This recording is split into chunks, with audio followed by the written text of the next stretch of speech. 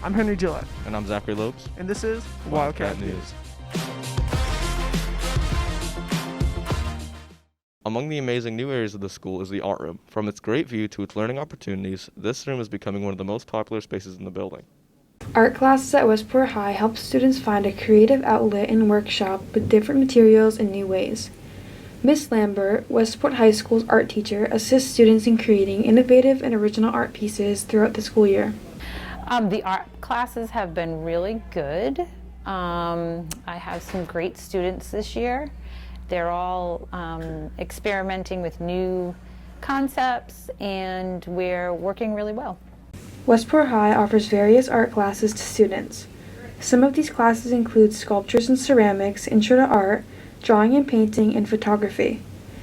Miss Lambert encourages students to take these interesting and inventive classes. In the drawing and painting class, they've been working on a lot of painting skills, mixing of colors, tints and shades. They're currently working on a silhouette portrait project.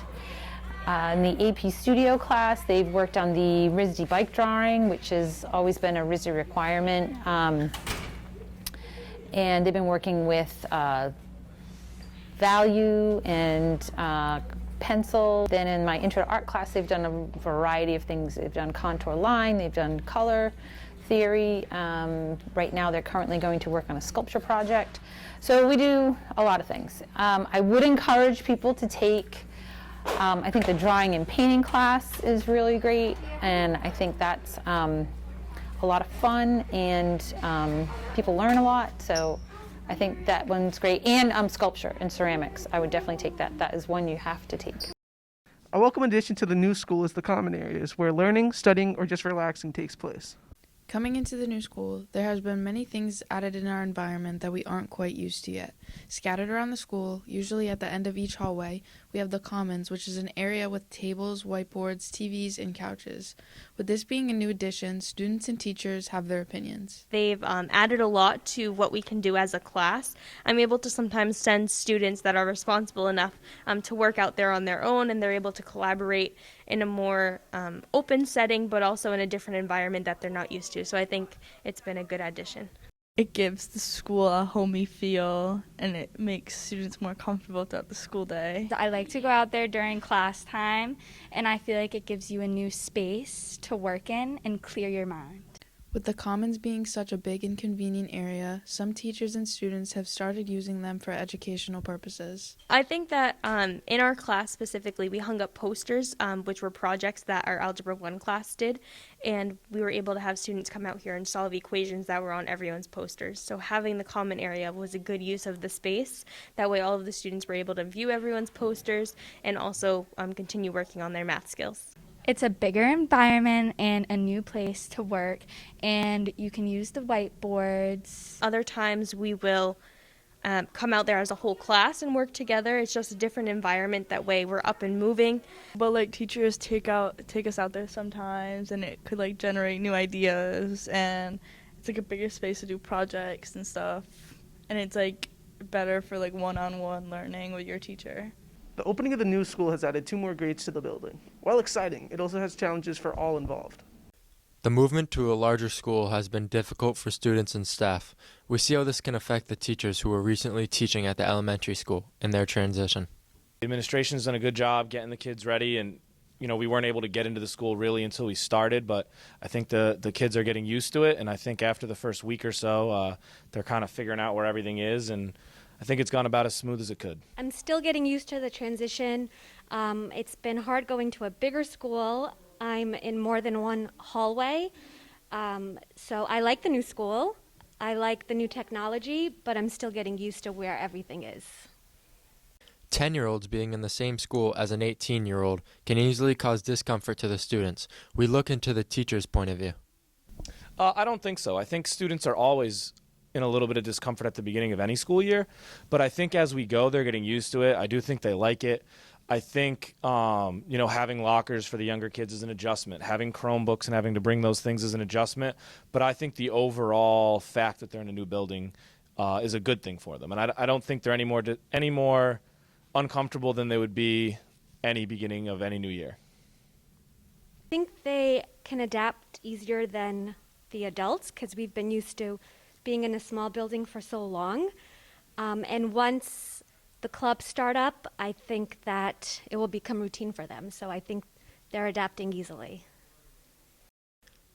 Bigger schools equal more opportunities and communication. I think it's a positive because I think it brings so many more opportunities, things that you traditionally may not have in a middle school for a 5th or a 6th or a 7th or 8th grader. Like those things are in this building. And I think the kids are excited to start to get around and use some of that stuff. And I think that they like the ability to transition and walk back and forth. And, now that they're not getting lost anymore, I think they're starting to see that it is bigger, but it's like a big square on top of another big square. So I think that they're starting to figure it out, and I think overall it's more opportunities. So it's bigger, but bigger just means there's more stuff for them to do. I think a little bit of both. Right now, it's negative just because we're still getting used to it, but I think there's more rooms that we can use, so that's positive. There's the breakout rooms, so if students are struggling, or if we need to challenge students, we can take them to a bigger space and work on them one-on-one. So I think a little bit of both, and it'll be more positive as we get used to the building. Taking a walk in the middle school building, you'll find many friendly classrooms. Among those is Miss Pereira's. With everyone finally back in school and in a new building, the transition hasn't been seamless. However, some students and teachers from Miss Pereira's class in the middle school have been adjusting nicely. Miss Pereira and her students have shared their different thoughts and opinions on the new school and what takes place throughout the day. With the perspective of Miss Pereira, we get an insight into what the focus of her classroom is. Our main purpose of our classroom is to educate our students and give them the opportunity that all their peers have, and have them be able to access the curriculum and work on any skills that they need, from social skills to therapeutic skills to functional skills. Miss Pereira's class only has a few students, so the learning experience can be more suited to each student's ability. The teaching techniques used by Miss Pereira and the other teachers in her class help the students to learn effectively. And it all depends on whether the students are in that day, whether they're in a therapy setting, and if they're all 4 of them, because I have 4 students this year, if all 4 of them are in the classroom setting, usually that's when we're doing our whole group instruction. Then we kind of break it down to their individual instruction for what they need. Coming into the new school, Miss Pereira's class has been given new equipment and objects around the room to accommodate to a unique learning experience.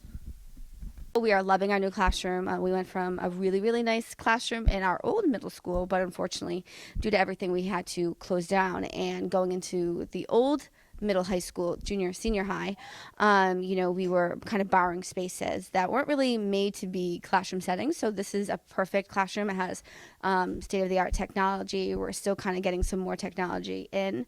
Our space is great. Our storage is great. TV, because that's interesting. I like the classroom.